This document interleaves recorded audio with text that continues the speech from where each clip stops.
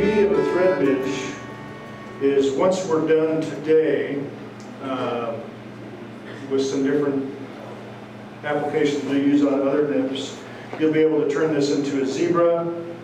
You'll be able to turn it into any number of things. All right, so the other thing that we got to note is, before we get started, is we're going to tie on some relatively large hooks today.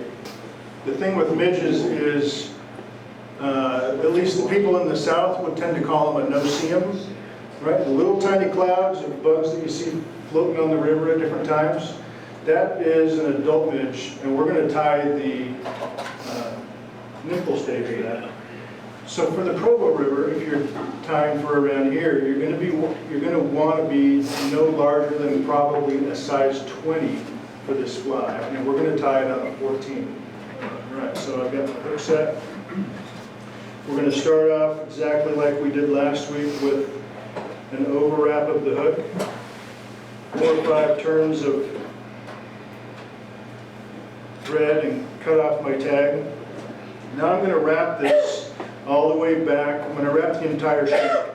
Since this is a straight hook, the shank goes to right about this area. That's what's considered anyway. There really are no rules in fly tying whatsoever, just like there are no absolute rules in fly fishing or art or anything like that. Right? But there's standards that most people work around. So we're going to tie right to where it starts to bend down the curve of the hook, and I'm going to stop there. Now before I go much farther, you probably can't see this on the camera, but as I'm winding down this hook, my thread has gone from looking like a thread to looking like a rope, right? It's very tightly wound. This will happen with every thread you use in fly tying, thread, floss, anything like that. If you tie as a right-handed tyer, you will always build your thread into a rope. If you tie as a left-handed tyer, your thread will try to flatten out on you, right? Because thread is actually made like rope, so it's got a twist to it. So as I'm tying right-handed, that twist is getting tighter and tighter and tighter, and it'll get to a point where the threads will want to lay down like cylinders next to each other and give a rough look. Sometimes we want that, most of the time we don't. So you'll see me a lot of times as I set my thread down, I will sit here and I will give it a reverse spin as I reach for the next tool or material, and that is to get that added twist out of it. As you're tying nymphs, you'll find that thread management is more important than it is in a lot of other flies. If we end up with that rope-like thread or too many wraps and tying down materials, we'll get a nymph that's way out of proportion. In the beginning, you'll have trouble trying to figure out why that is. Smaller the fly, the more important it is to manage that thread. So I've tied to the back, and this is the easiest fly you're ever going to learn. So tied to the back, and I'm going to tie in a piece of wire. We're going to use the same pinch wrap that John was teaching everybody last time we met, where I'm going to lay my wire right on top of the hook shank, bring my thread up so it goes between my thumb and forefinger, pinch it between my fingers, bring it around the hook, and then pull it tight out of my fingers, just so that it stays where I want it to stay. Now I'm going to give it 3 or 4 wraps back up the hook, and cut my tag end off. Now for a standard thread midge, especially if you're down below size 20, the next step is all you're going to do is wrap that color back to the head and stop. That is the fly, before we add the rib. There's no bulk to it. If you've looked at midge larvae coming out of the river, they basically look like an elongated mouse turd. Right? There's no taper to them, nothing like that.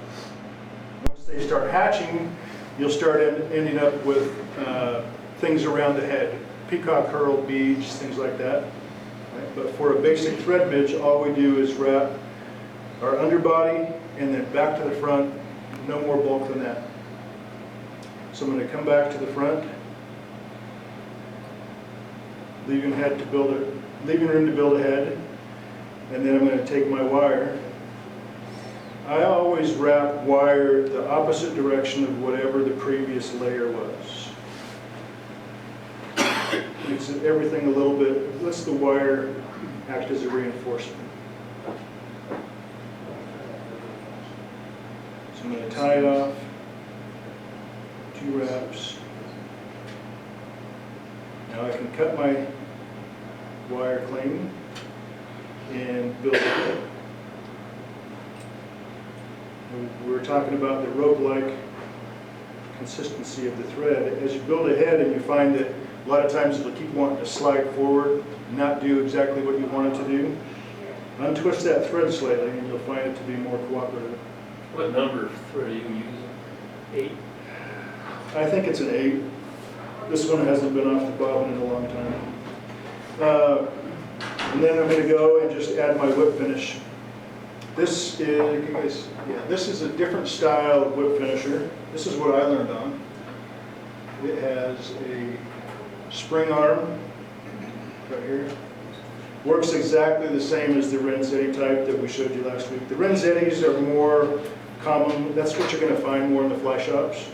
But if you do come across one of these, that's what it is a whip finisher. And I use both styles, just depending on temperament that day. That's a Thompson style.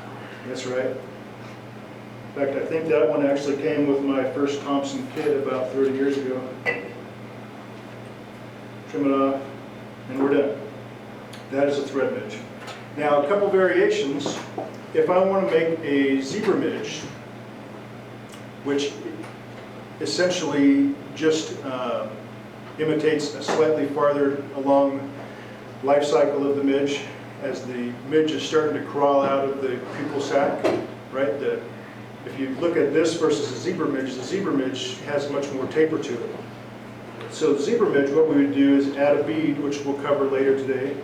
Add a bead first for the head, and then instead of a single wrap down and back, normally the zebra midge is down and back, down to the 3, we split our remaining hook into 4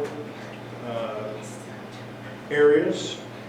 So we're going to go down and back, then we're going to go down to the 3/4 point and back, down to the halfway point and back, down to the 1/4 point and back, wrap our wire up and tie off behind the bead head, and that's a zebra midge. Midges are probably one of the most important things to have in your box, and luckily they're one of the easiest things to tie to put in your box. So our next fly is going to be a bead head pheasant tail. The pheasant tail is a good imitation for any of the mayfly family, but particularly the pale morning dun, pale evening dun in the middle of the summer. That rusty, when you see it done, it'll have kind of a rusty color to it. It's fantastic for imitation of the mayfly nymph, especially here locally. When you get into, once the drakes start popping, you know, we're really into good mayfly season the rest of the summer. You can't go wrong with a pheasant tail on most of the river. There are some things that'll work better, but a pheasant tail, it seems like it'll work most of the time. Right, so we're going to do a bead head. The first thing we've got to do is we've got to figure out how to get our bead past this monstrous barb. Okay? The way we do that is the barb has to go away. If you fish bead heads, you'll find that very rarely will the hook have a barb on it. And it's because you've got to crimp that barb, like John showed you last week, so that we can get the actual eye of the hook to go over it. Now I got kind of large hands, and especially smaller flies. I like to clamp them in my vise when I get the bead on and started. And I'll always use tweezers of some kind. So all I'm going to do is I'm going to take the small side of the bead and put it on my hook first. I want it to end up closer to the eye. By having the large section to the back, it makes it go around that bend easier. So I'm just going to on, and I'll drop it there. And now, I'll just flip my hook around to where I want to tie with it. Most beads will work on 2 or 3 different sizes of hooks. The real determining factor is whether or not you can get the bead around the bend on this specific hook you're working on. It's going to tie like any other fly. We're going to start right behind the bead. Bead head fly, we don't do anything in front of it whatsoever. Unless, you know, there are some patterns that will have material in front. Those are a lot more specialized.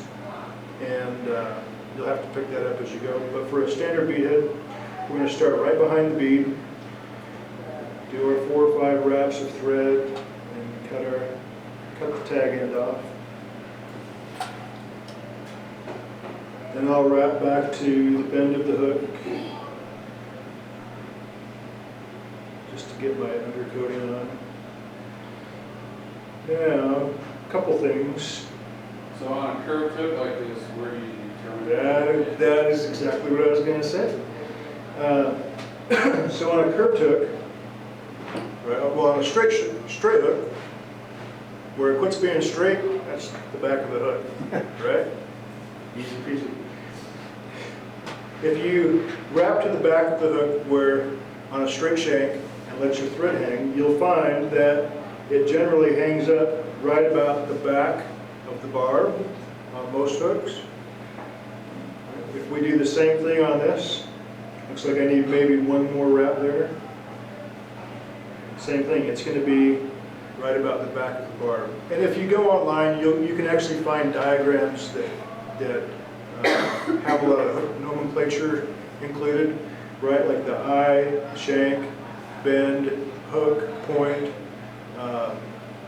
But also you'll find some that give some of the standards as far as what fly tiers work from proportionally. You know, how many shank lengths should a tail be, or you know, how tall should a wing be on a fly, right? It all comes back to either typically the shank length or the hook gap is how we do our rough in the field measurements.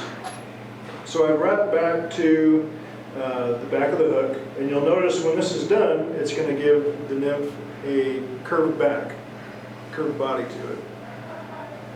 Sometimes I think the fish care, and a lot of times I think the fish don't. So our first material we're going to put in is pheasant tail. We've got, just to show on the camera, we've got this pheasant tail.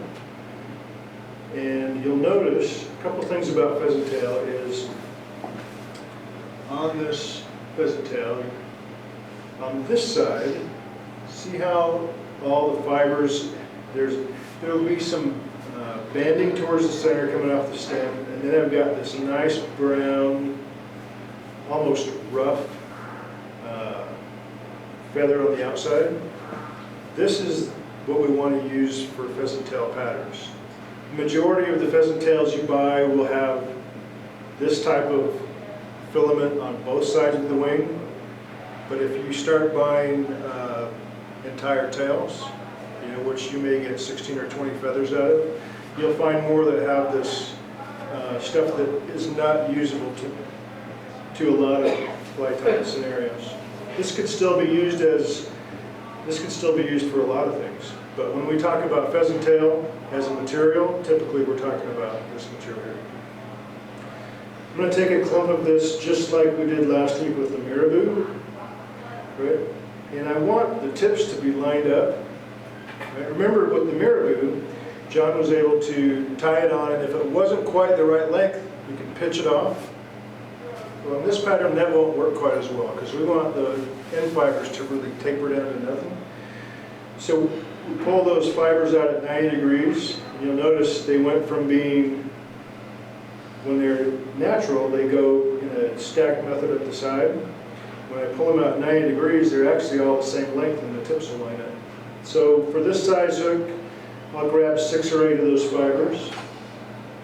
Just cut them off close to the stem. And then I'm going to measure, because this is, let me back up on for our measurement. Remember, if we are doing a tail on most things, we want the tail to often be the same length as the shank of the hook, right? So I wrap to the back, and I'm going to put on what I want to be a split tail. The tail's going to go in 2 different directions predominantly on this fly. So I'm going to take my thread and I'm going to add 2 or 3 wraps right where I stopped my thread to make a little hump. When I tie my tails in, it'll be much easier for them to roll to either side of that hump as I tie them in and get them to flare out. So I just put a little thread hump there, makes it split a little bit easier. I'm going to take my fibers and measure them against the hook shank and tie them in with a pinch wrap and a couple more just to keep it in place. Now, 2 different things. One is, for me, proportionally, looking at this once it's tied in, right? Because we're working between our fingers where we can't see. It's a little too long. So I'm going to take the whole clump and I'll just give them a little bit of tension and I can get them to squirm up and make it a little shorter. And then since I want these split tails, I'm going to take, sometimes I can do it with my finger, sometimes I can do it with the point of my scissors, but I'm just going to go in the middle of the clump and kind of convince some of them to go slightly one way and some the other.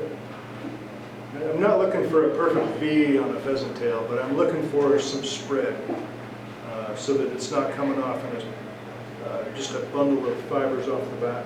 Rotate your vise so they can see. You can see how it's flared out a little better at the back. This is our back right here. All I did was get my finger in there and kind of roll it back and forth. Sometimes you can get the fibers to sit on the sides a little better and actually have a nicer split. This pattern, it really doesn't matter. This is pretty close to the traditional. So a few wraps to get my pheasant tail tied in, and then I'm going to cut off the remainder of this pheasant tail. Next thing we want is a wire rib. We're going to tie that in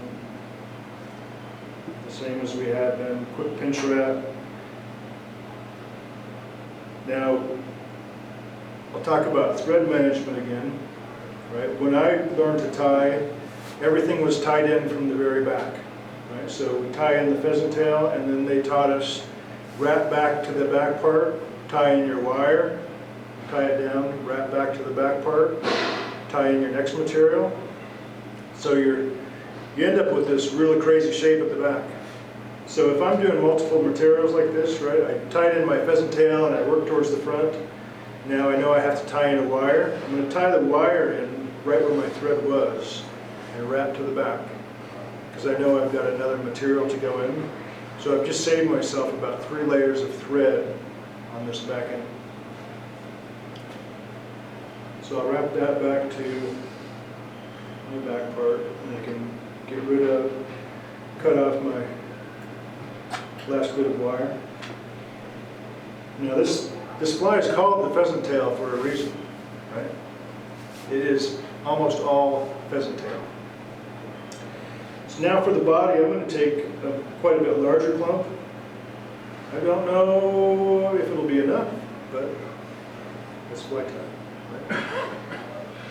Right? There's 2 different ways you can do these pheasant tail bodies. But I'll explain them both and I'll show one. Tie these in by the tips. The reason I tie in by the tips is because they're a little bit thinner, so it keeps my bulk down.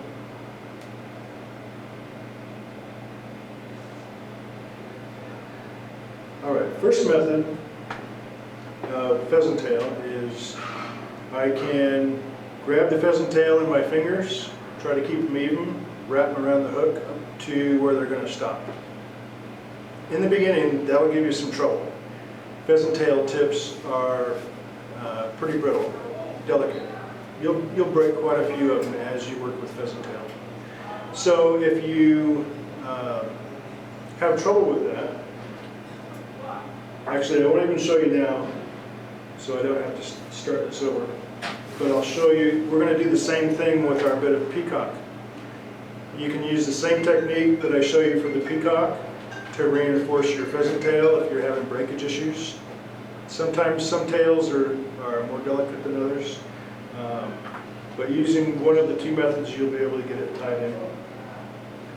Now I've got to build a body and a thorax for this fly. All right, so the body of a mayfly nymph is relatively thin and tapered, and then we have a large thorax. All right, so I want the body to come up to about right here, remembering that this bead is not part of my fly, so I've got to leave room for my thorax and tying the fly off of here. So I'm going to take these pheasant tail fibers.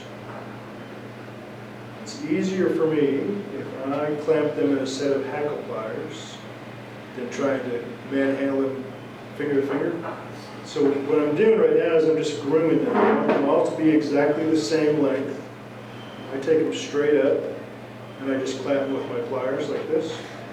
I'm going to wrap the whole bundle, watching that hook point very carefully because it'll cut these easier than thread. If they start spreading out, just give your hackle plier a little twist. And you can turn them into a finer bundle. You'll see I already lost a couple out of the pliers here. So.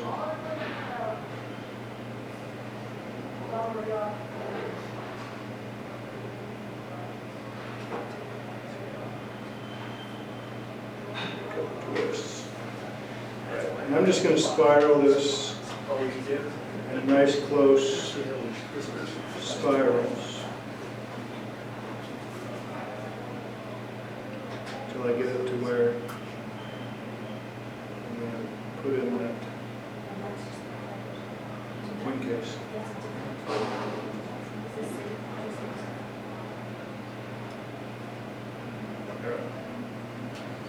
Get it there, and I'll get a securing wrap, 2 or 3 wraps to tie it in.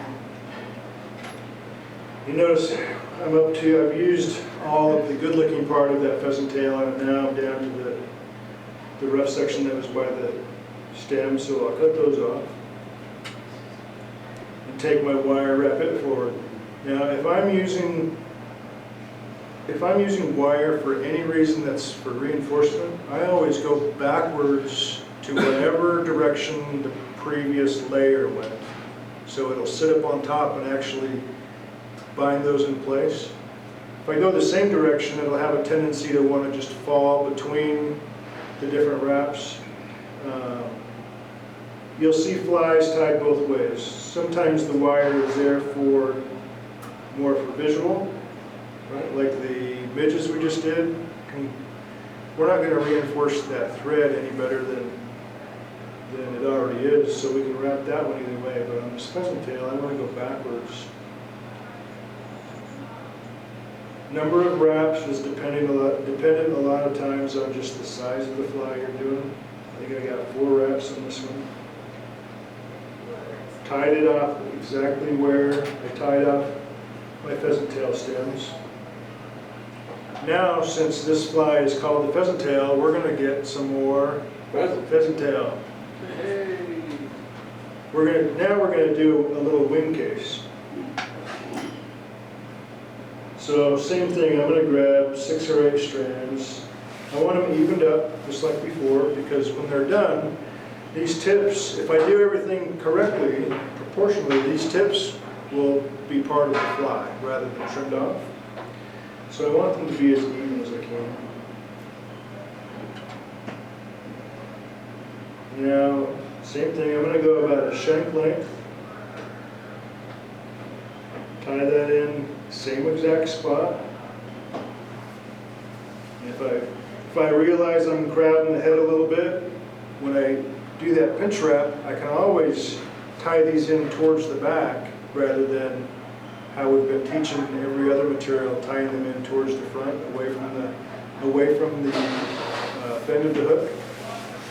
Something like a wing case is real easy. I can just tie that in, and if it looks like I'm crowding myself, I can tie it backwards and compress everything behind it, which I just did here. Now, you'll notice a lot of patterns have things we call wings. Well, we just tied a wing. Except we're going to turn this one into a wing case. So now that that's tied in, I'm going to cut the butts off again. And we're going to tie in our thorax material, which in this case is going to be peacock thread. So I'm just going to grab 3 or 4 of these strands. The closer you get to the tip, the more delicate these are, although they are delicate from end to end. So I'm going to just tie these in somewhat close to the tip, but not overly worried about how close. 3 or 4 securing wraps there, and I can trim the waist off. Now here's the trick. Like I said, you can use this on the pheasant tail if you find you're having difficulty. I am going to do a dubbing loop, just like we did last week with our hares here. There are dubbing on some of the streamers. Right? I pull the loop, and I want to go right back to exactly the same spot the thread left the hook, and I'll spiral it forward to where I want it to end. Take this loop and run my peacock strands up it, and I want same thing, I want to groom it so they're all exactly the same length. If somebody is short and I start twisting this up, it'll break before you even start wrapping it on the hook. So you want them as close to the same length as possible. I'm going to clamp the top with my hackle pliers and being careful not to put too much pressure on everything. I'm going to give it a half a dozen twists, and you'll notice I just made peacock yarn. Right? Much, much more durable than trying to work with the individual strands. So now I'm going to take that and I'm just going to wrap my body on this one. It looks like it'll probably be about 3 wraps to give it cover, 2.5-ish. And I will tie that off like everything else and get my pliers out of the way. So got it tied off so it can't run away on me, but now I want 1 or 2 more tighter wraps to secure it so when I cut it, they won't just slip out from under the threads. And I know I've talked to a couple people about how adding extra tension on your bobbin, right? We don't want our bobbin thread too tight. In fact, here's the rule of thumb that I just remembered. The way I was taught was to set the tension of your bobbin, right? Start your thread like you're going to do an under wrap, 4 or 5 wraps, so it's nice and secure on the hook. You should be able to take that thread and pull straight down. The thread should feed through your bobbin. If it bends the hook, it's too tight. Does that make sense? Or if it takes the hook in the vise and twists it between the jaws, it's too tight. So when I went around this time, those last couple securing wraps, the part you don't see is I tightened up the grip in my hand so the spool wasn't moving or was dragging slower, so I could get nice tight wraps on that, so it's tied in real good. And then I'll just cut this off. All right, we're almost done with this. We're going to lay the wing case over, which is my little tips here. Same thing, you'll usually want to go through and do a little bit of grooming to get it to lay right before you try to tie it down. Make sure it's going to lay about where you want it to. And then you've got to do a pinch wrap, just like we were doing before, except your hands are swapping for this step. You're going to have to use the bobbin with your left hand. The right hand is going to hold this wing case over. So I'll pull that over, and I've only got to get 1, maybe 2 wraps around it just to hold it, just trying to hold it in place. See how that laid forward? Now I'm going to grab my bobbin, put a little more tension on, and do a couple of actual securing wraps. And now these tips, we're going to turn into legs, little wibblies on the side. Which is why with the pheasant tail, you really, if you can, you want to try to experiment with the length when you tie the wing case in, so you don't have to cut these off and then tie in a new bunch as legs themselves. So now I'm going to groom these backwards, just like I did going forwards, and then see I'm wiggling my finger around like we did on the tail. I want half of them to go to one side predominantly and half to go to the other side.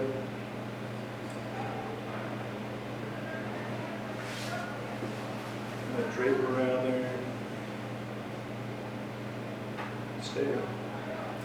And then a couple wraps to kind of hold them in position. Right, so they're leaning back, but they're not tied down well. So now that I've got them the way I want them to go, I can go and start wrapping back over them just a couple of turns. And you see now they're tied down and facing backwards. It's a bead head, so this bead is still loose. You can see that moving around. I could have actually brought my body up slightly closer, but with a bead head, we can sit there and we'll just start winding right at the back of the bead. It's going to fall inside that open section of the bead, kind of piling up off itself towards the inside. Once the bead isn't rattling, we're good to go. We can tie off at any time.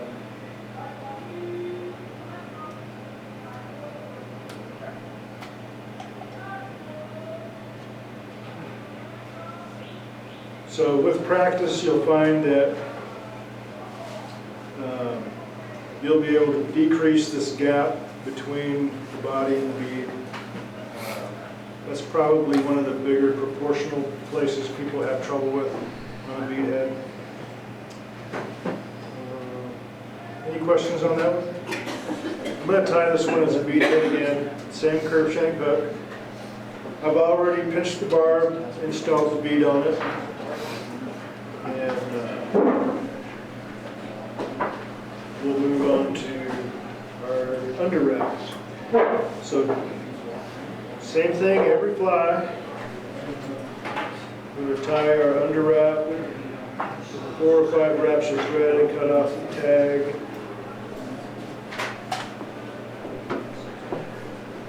I'll wrap to the back. Good. The pheasant tail we just worked on in the hare's ear are 2 of the, they're considered very old traditional flies.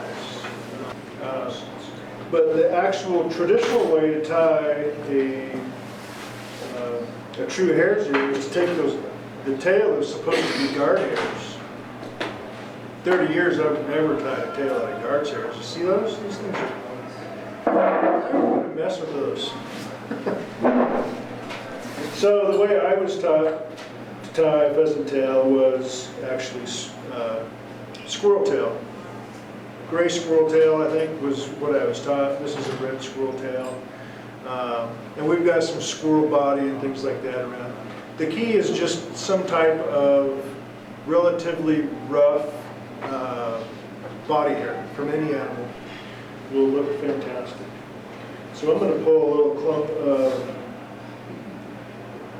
hair off the squirrel tail. If you're working with a tail like this, or even the body patch, remember when we pulled our feathers down 90 degrees to get them to even up? It does the exact same thing working with hair on the tail. If I pull them down and out 90 degrees before I clip them, then the majority of them are going to be the same length.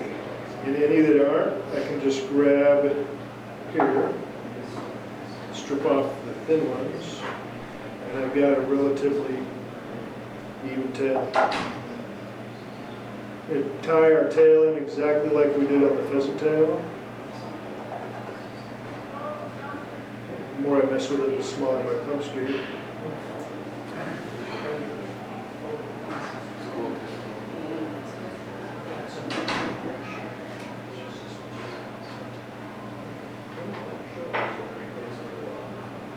tying our tail. Mine's a little shaggy, I'm just gonna cook that with that. And we can trim off our tail section. I think the squirrel body you guys have is actually gonna work better than this tail. Than this one.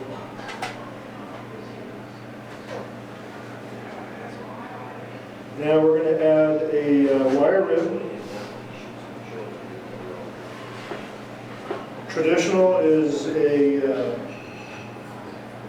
when I keep saying traditional on this one, it's just because of the old standard recipe.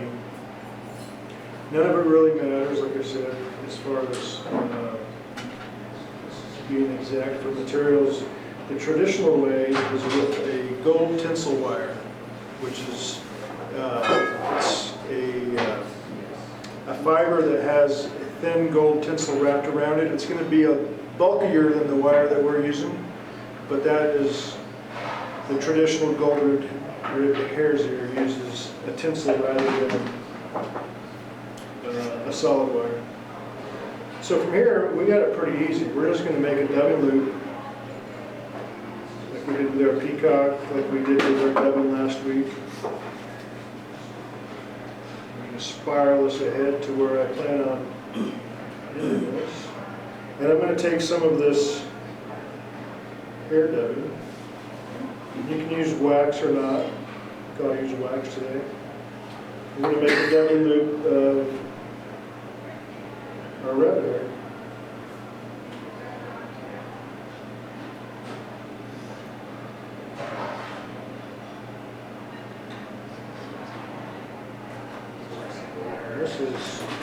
This is one of those perfect times where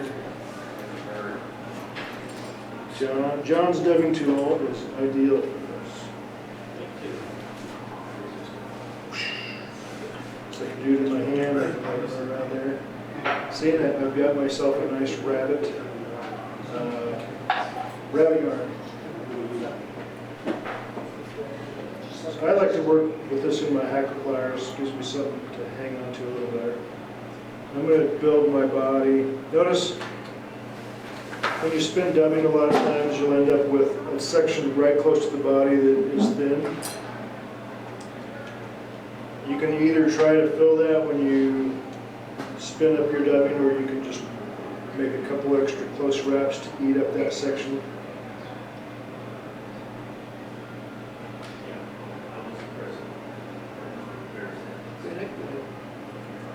Got a little bit tighter with the body, so.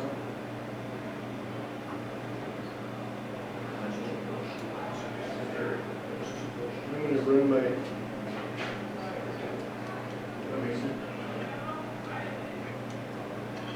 when we're done, you're going to notice the proportions on this flare should be really close to the proportions on the pheasant tail we just did, as far as body, wing case, thorax. When I get to where I'm going, I'm just going to tie that end. Clip off my extra dubbing loop. And just like we've done in the past, we're going to take our rib, spiral it forward. Mine's a piece of red wire because it was what's sitting in the wastebasket here underneath my vines. It'll give me a hare's ear with a little different flash to it. Once I've got my rib in, I can cut my wire as well. Now we're going to tie a wing case just like we did on the pheasant tail, except traditionally it's mallard feather. We've got a turkey feather. Like I said, if you guys were to come to, in a couple of years, come to the class we do in March, which is quite a bit more advanced.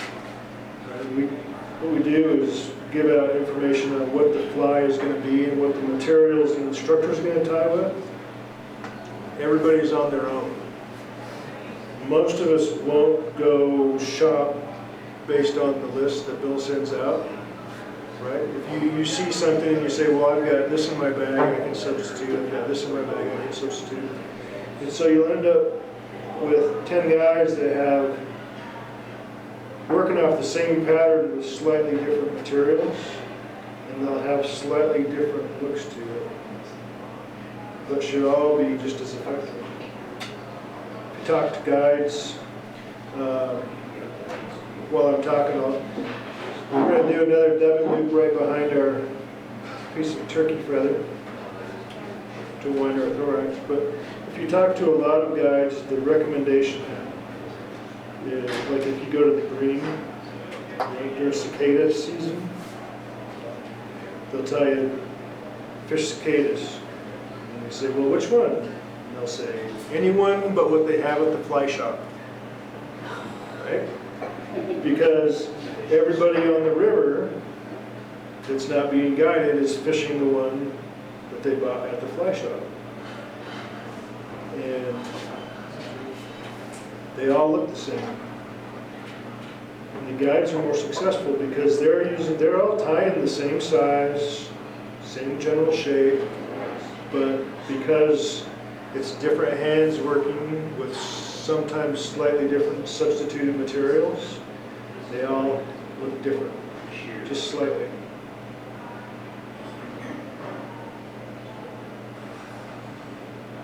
All right, so I've got my dubbing done. You notice I spun it and it wasn't quite coming together how I wanted, so I went to the second method, which is this, I call it the spit and twist. Right, a little bit of saliva on your finger and it'll condense your body down quite a bit. I'm just going to wrap this till I have a nice full body.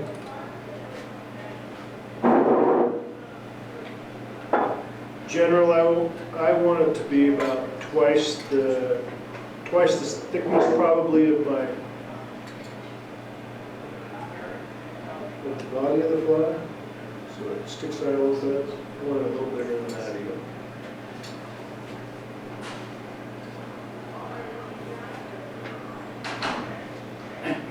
Hares ears aren't known for their perfect proportions, they're known for working. What size do you generally use in a provo? I don't fish anything bigger than an 18 on the provo for any fly, except for the green drakes. All right, I've got my rod here, and you notice this time, last time I ended up with too big of a collar behind the bead. I don't fish bead heads in Utah either. I'm usually fishing the bounce rig here, so I haven't been tying bead heads as much lately. So this time I purposely crowded the bead a little bit because I know that that backside of the bead where it's the larger diameter, as I'm tying these things in, the material and the extra thread is going to fall into that hole for me. So while I'm purposely crowding it slightly, it's not like crowding it or working right against the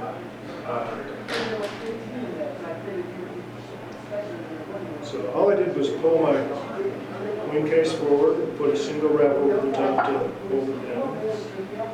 And add a little tension with my palm, 2 or 3 good securing wraps, trim off the excess, and this fly is done except for a wet finish.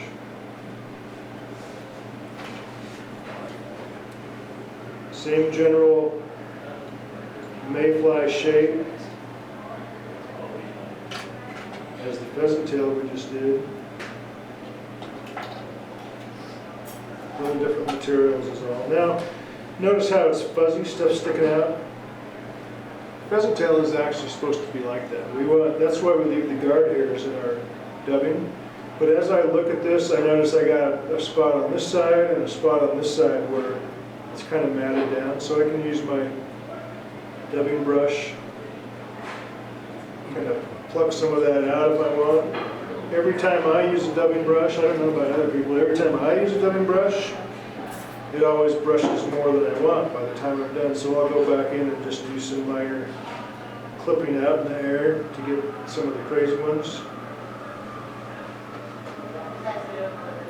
It's got to look good to the fisherman, right? And that's it. People have said, you know, the common thought is that the hare's ear imitates the mayfly most, but A lot of people think it's also a decent imitation for a sow bug, a few other odds and ends. It's pretty imitative compared to when you get into some of the more technical nymph patterns.